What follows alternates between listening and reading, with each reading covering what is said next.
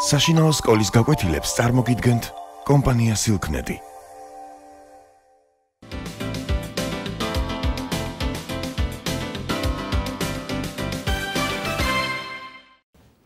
მოგესალმებით. დღეს განვიხილავთ მოთხრობას ჭაღარა წვიმა.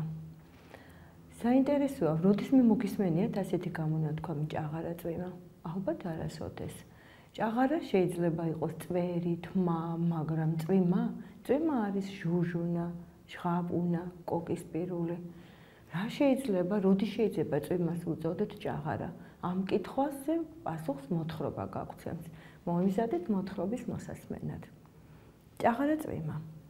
ნოემბრის ცივი წვიმიანი დილა იდგა.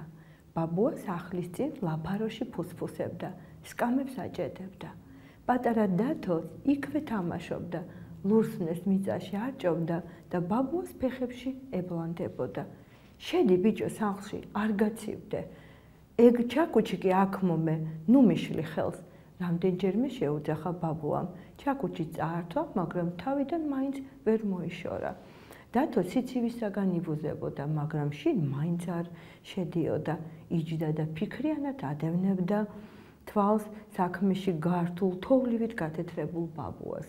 მერე მზერა გარეთ, თოვლგარეულ წვიმაზე გადაიტანა და ისევ ბაბუას შეხედა. ბაბუ, რატომ გაქვს თეთრი თმები?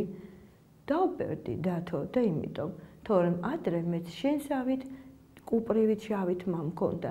ნაღვლიანად უპასუხა ბაბუამ და თავზე ხელი გადაუსვა. წვიმაც ბერდება ბაბუ. წვიმაც ბერდება, ჩემო დათო, გაეცინა ბაბუას. აი მალე თეთრწვერა ზამთარიც გვეწვევა და წვიმაც ჩემსავით მთლიანად გაჭაღარავდება. დათო დიდხანს ჩაფიქრებული უყურებდა ჭაღარა წვიმას, რომელსაც დაუნდობლად წეწდა სუსხიანი ქარი. წვიმაში აქა-იქ გარეულ მსხვილ ფანტელებს. ქარი ლაფაროში ყრიდა. წვიმას თანდათან ემატებოდა ჭაღარა.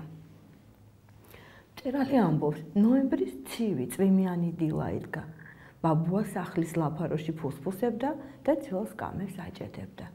ლაფარო არის ადგილი, რომელიც სახლის სახურავთან ერთადაა გადახურული. ასე ვთქვათ, აივნის მოვალეობას ასრულებს. ბაბუამ სკამების დასაჭედებლად და შესაკეთებლად მოიცალა მაშინ, ალბათ, როდესაც შემოდგომით ყველა საქმიანობა მინდორში და ბაღვენახში მოითავა, ახლა წვიმიანი ამინდია და სკამების შესაკეთებლად გამონახა დრო. პატარა დათოც იქვე თამაშობს, ლურსმნეს აჭედებს მიწაში და ბაბუას ფეხებში ებლანდება.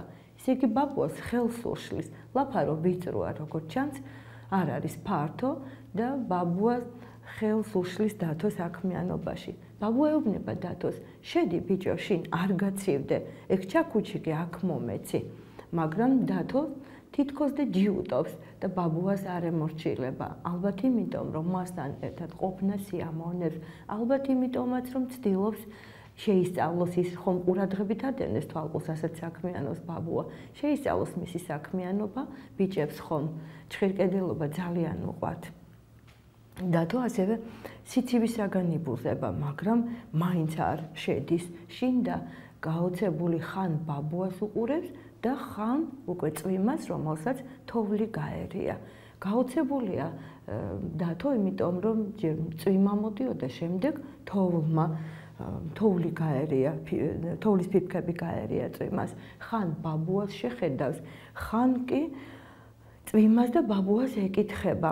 რატომ გაქვს ბაბუა თეთრი თმა? რატომ გაქვს ბაბუ თეთრი თმა?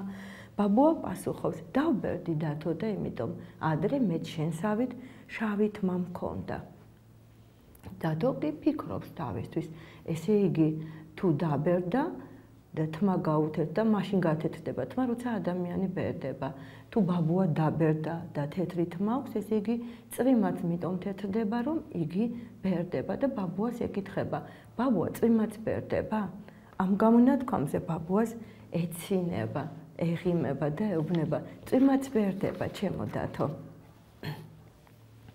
როგორც ჩანს, დათო დაკვირვებული ბიჭია და თანაც გონიერი და ფიქრობს, რომ თუ წვიმა დაბერდა, ესე იგი იმიტომ გათეთრდა, რომ დაბერდა და იმიტომ გათეთრდა, რომ გაჭაღარავდა და წვიმაც ჭაღარა.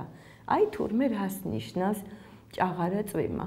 ეს გამონათქვამი კი აი ამ ცილკ და გონიერ ბიჭს ეკუთვნის. ბაბუა უხსნის დათოს. წვიმაც ბერდება, ჩემო დათო. აი მალე თეთრწვერა ზამთარის გვეწვება და წვიმა ჩემსავით მთლად გაჭაღარავდება. ეს გამონათქვამის თქვენთვის შეიძლება ახალი იყოს თეთრწვერა ზამთარი. დიახ, ზამთარს ასე უწოდებენ, მაგრამ ეს გამონათქვამი ნამდვილად არ ეკუთვნის დათოს.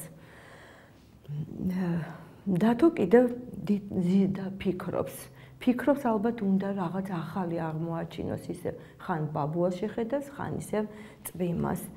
თქვენც ჩემო პატარებო, დაუფიქრდით დათოსავით იყავით დაკვირვებულები, ყურადღებიანი, დასვით ბევრი შეკითხვა და ამ შეკითხვებზე მიიღეთ საინტერესო პასუხები, რათა უკეთესად გაიცნოთ ის სამყარო, რომელშიც ჩვენ ერთად ცხოვრობთ.